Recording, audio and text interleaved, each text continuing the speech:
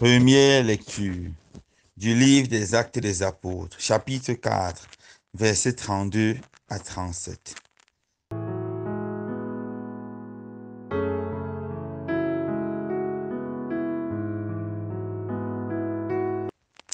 La multitude de ceux qui étaient devenus croyants avait un seul cœur et une seule âme.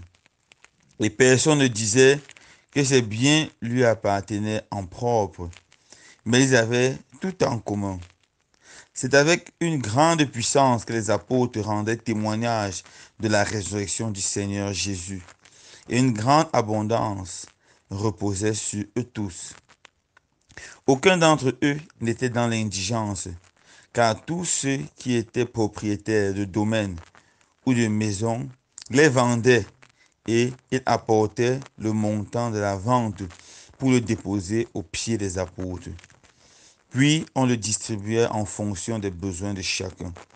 Il y avait un lévite originaire de Chypre, Joseph, surnommé Barnabé par les apôtres, ce qui se traduit homme du réconfort.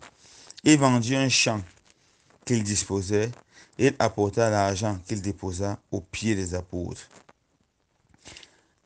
Parole du Seigneur. Nous rendons grâce à Dieu.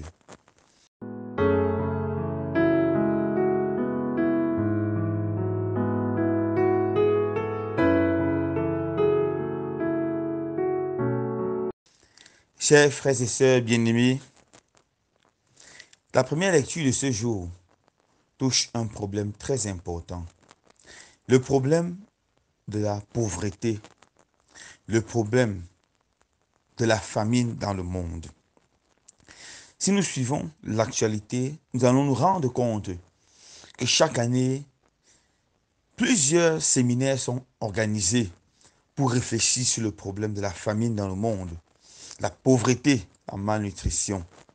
Et plus ces séminaires sont organisés, plus la pauvreté, la malnutrition et la famine est galopante. Plus le fossé qui sépare les riches et les pauvres est gigantesque.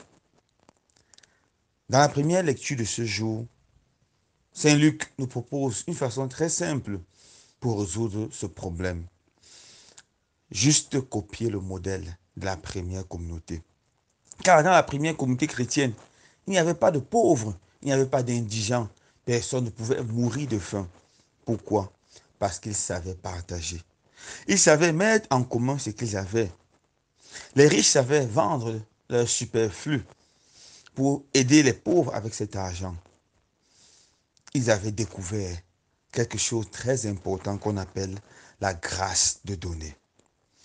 Oui, frères et sœurs, dans la première communauté chrétienne, des personnes comme Barnabé vendaient leurs champs et déposaient l'argent aux pieds des apôtres. Cet argent était utilisé pour aider les plus pauvres, les plus indigents. Est-ce que, frères et sœurs bien-aimés, nous savons donner? Est-ce que nous savons voir le pauvre devant notre maison qui a faim, qui a soif? Est-ce que nous savons regarder notre frère, notre soeur qui est malade et lui venir en aide? Est-ce que nous avons la culture de la promotion de la vie, de la promotion de la dignité humaine? Voilà des questions très importantes que nous devons répondre aujourd'hui. Pourquoi? Parce qu'en fait, frères et sœurs bien-aimés, au terme de notre vie terrestre, nous allons tout laisser et nous allons nous en aller comme nous sommes venus. Nous laisserons nos millions, peut-être même nos milliards, nos maisons et nos voitures. Et nous allons aller tels que nous sommes. Et là, au paradis, notre trésor sera fait simplement par le bien que nous aurons, sera constitué simplement par le bien que nous aurons fait. Dans Matthieu 25, le Seigneur dit, j'avais faim, tu m'as donné à manger. J'avais soif, tu m'as donné à boire. J'étais un étranger, tu m'as accueilli. J'étais en prison, tu m'as visité. Pour toutes ces choses, entre dans la gloire de ton Père, dans la gloire du paradis. Oui, frères et sœurs bien-aimés, nous ne pouvons pas chanter que le Christ est vivant et il est ressuscité si nous n'arrivons pas à donner un verre d'eau à notre frère. Nous devons ouvrir les yeux et voir le pauvre devant notre maison qui frappe et lui venir en aide. Nous devons ouvrir les yeux et voir le pauvre Jésus ressuscité qui meurt dans le pauvre et lui venir en aide. Quelqu'un disait, et je pense qu'il a raison, que si tout l'argent que les gens dépensaient pour faire les régimes, ils économisaient cet argent et mangeaient normalement, avec cet argent, on devait résoudre le problème de la famine. Il ne devait plus avoir de pauvres et de malheureux. Si tous les gens vidaient leurs armoires, des habits qui ont duré tellement et qui sont consommés par les cafards, les pauvres, personne ne pourra rester nu, ne pas avoir de bons vêtements. Il y a un grand plaisir à donner. Saint Paul allait jusqu'à dire, il y a plus de joie de donner, plus de joie à donner qu'à recevoir. Nous devons demander au Seigneur la grâce d'apprendre à donner, d'apprendre à partager.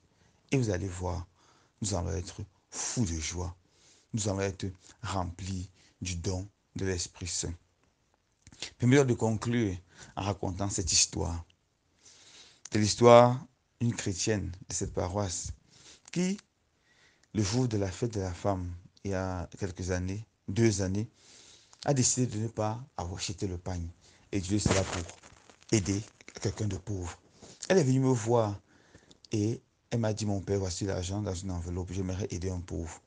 Je lui ai dit, c'est bien que toi, tu fasses l'expérience du pauvre.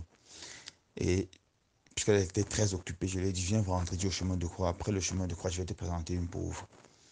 Et j'ai déposé cet argent sur mon bureau. Vendredi, après le chemin de croix, j'ai appelé une dame qui venait du nord-ouest, qui avait été torturée. Son mari avait été froidement assassiné. Et elle s'est échappée. Elle est arrivée ici avec 7 enfants. Et elle vivait dans une promiscuité sans pareil. Alors, cette femme est arrivée. Après le chemin de croix, je l'ai invitée. Je lui ai dit, voici celle à qui je voulais donner l'argent. Elle a été tellement émue quand elle a vu cette femme. Tellement elle avait l'air pauvre et négligée. Elle était émue jusqu'aux larmes. Et elle n'a pas donné simplement cela. Elle a donné beaucoup d'autres choses. Elle est restée attachée à cette femme. Elle est même allée chez elle pour voir sa situation. Parce qu'elle a fait l'expérience du pauvre. Faisant cette expérience, frères et sœurs, nous avons trouvé la joie. Il n'y a plus de joie à donner qu'à recevoir. Loué soit Jésus-Christ.